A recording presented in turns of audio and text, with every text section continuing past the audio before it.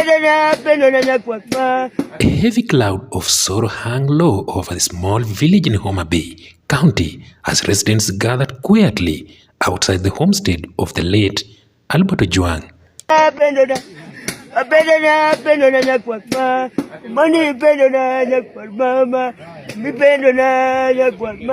The villagers stood in a silence, their faces etched with pain and disbelief, awaiting word from Albert's father, who just returned from Nairobi with the devastating news no parent ever wants to deliver.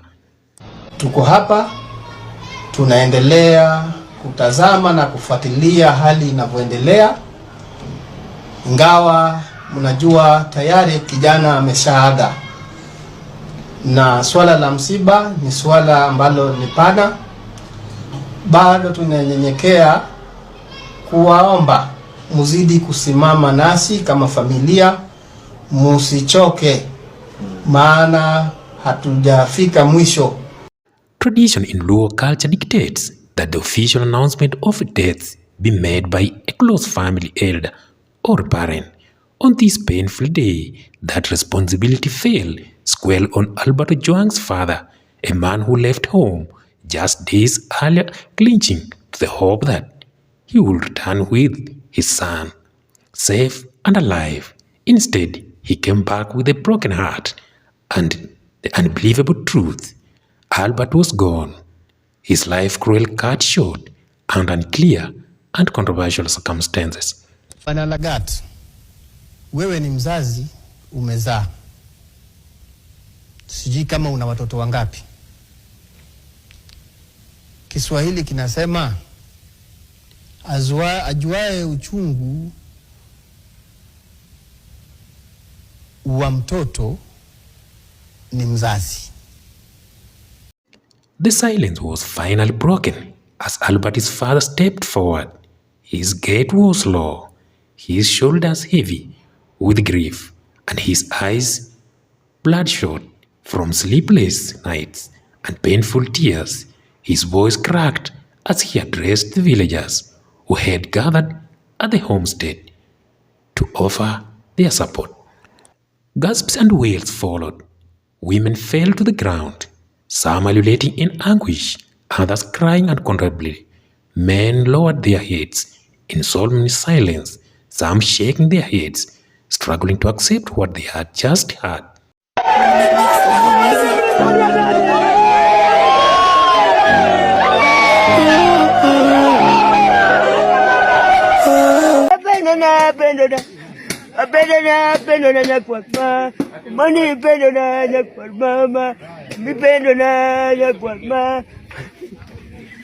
Hakuna nyetino madong nono koro kanyo jali nitie yo wadi gisagi makone jo bed kimesako dano kwalo to wacho wano wajala do neko do wacho baba mati yala mati yala manya kwa ajel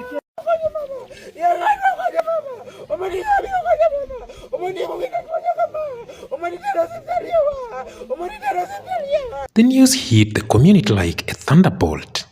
Even though rumors of Albert's death had been circulating, many had hoped that the reports were false or that some kind of miracle would just change the tragic trajectory.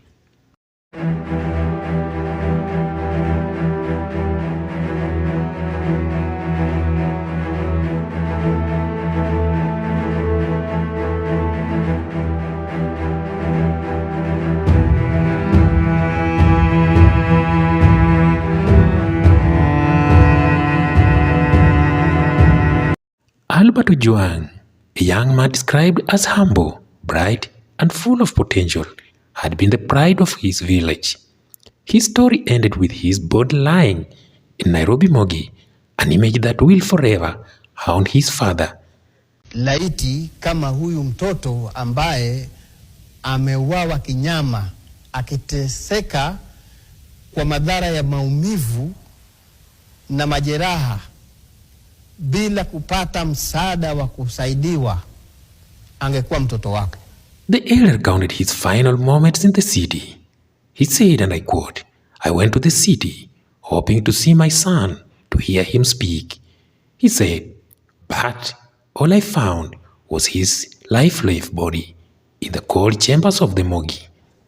Naibu mkuu wa polisi, nahitaji unieleze kwa nini ulimuua mtoto wangu.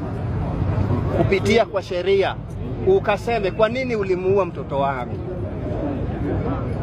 Alikukosea nini ambayo inagharimu kifo chake?